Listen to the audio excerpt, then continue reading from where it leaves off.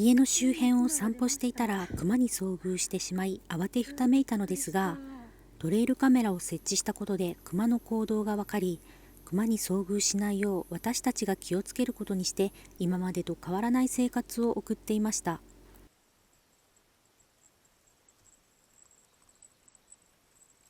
そんなある日、車庫の裏から猫の鳴き声が聞こえてきたんです。なんか今さっきこの裏の方からニャーニャーって聞こえたんだけど、いないよね。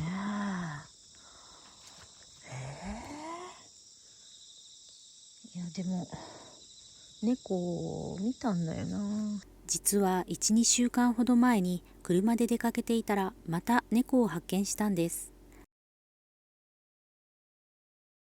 藪の中に消えていったのでどうすることもできず、その日はそのまま出かけました。下の集落のお家近くではあるんだけども、野良にゃんこがいたのはいたので、でもこんな上まで上がってこないと思うんだけどな。気のせいだといいけどね。なんか今けたたましい音が聞こえたんだけど、野生動物だとは思うけど、なんやろう。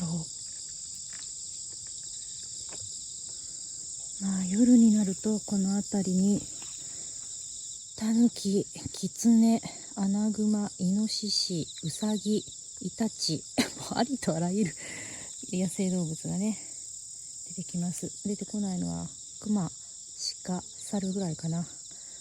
でもうそれらが出てくるようになったらもうやばいよね。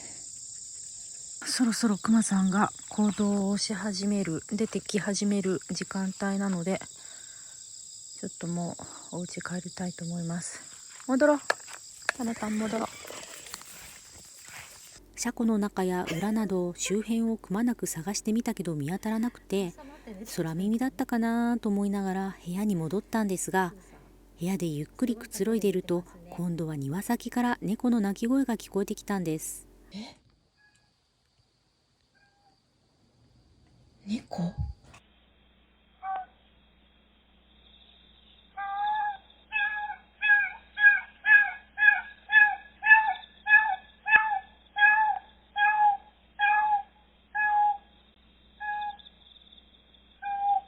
猫がいる。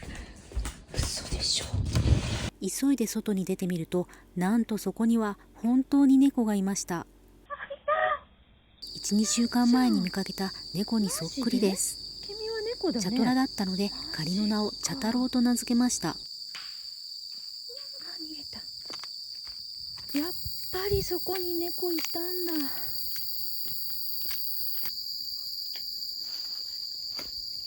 いないな。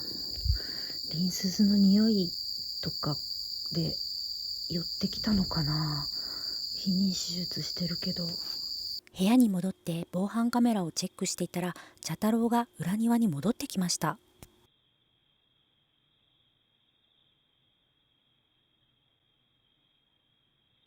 野良猫なのか迷い猫なのか、はたまた捨てられた猫なのかは分かりませんが、我が家周辺にはキツネも生息していますし、放ってはおけないので捕獲を試みます。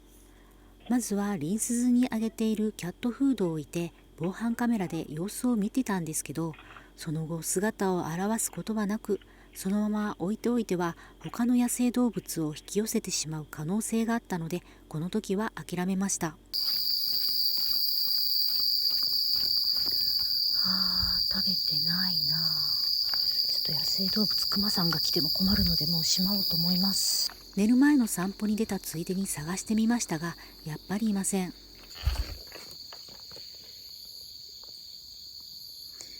にゃんこはいないか。いやでももうちょっと寒いな。寒い。めっちゃ寒い。もう秋だわ。防犯カメラで見てみると、草むらに何やら潜んでいたようです。いち早く気づいて吠えるタナ。こんな真っ暗な中でよく見つけますよね。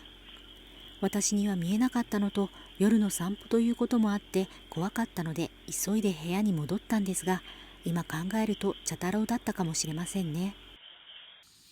その後も今までと変わらぬ生活を送っていましたが、りんちゃん、日中に茶太郎が姿を現すことはありませんでした。何してんのあんた。やめなさい、汚いんだからあなた。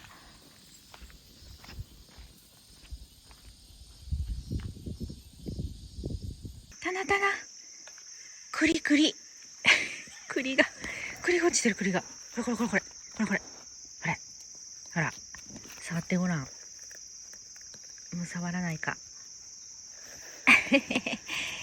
学んだもんね、学習したもんね。さすがだわ。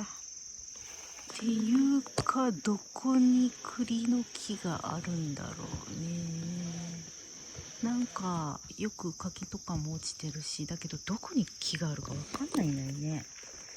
あ、本当の山栗、山柿。これをクマさんやイノシシさんが食べてるんだろうな。そういえば猫ちゃんさっぱり最近はすっかり来なくなってしまいました。発情期だったんでしょうね。もうすぐ10月、発情期も終わったんでしょう。発情期が終わったから来なくなったんだろうと思ってたんですが、なんとそれまで映っていなかった猫がトレイルカメラに映るようになったんです。これは茶太郎で間違いありません。どうやらいつも深夜に我が家を訪れていたようなんです。防犯カメラもチェックすると、深夜12時頃に我が家周辺をうろつく茶太郎の姿が確認できました。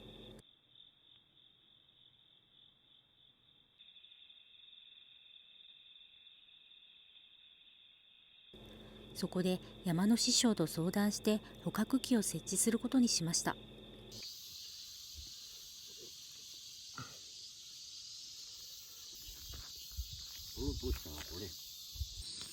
保護できるといいね。難しいような気するけどね。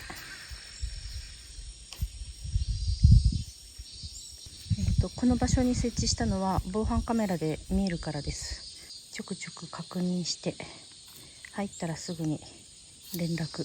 野生動物が入る可能性が一番高いんだけど、そうすると私は猟の資格を持ってませんので、野生動物が入ったら電話して出してもらうと。そして、にゃんこが入った時に、にゃんこがちょっと暴れるようだったらやっぱりちょっとサポートをお願いして、あまりにも凶暴なようだったらもうこの檻に入れたまま動物病院に連れて行ってちょっと見てもらおうかなと思っていますが、入るかな、どうかな。果たして茶太郎は捕獲器に入ってくれるのでしょうか。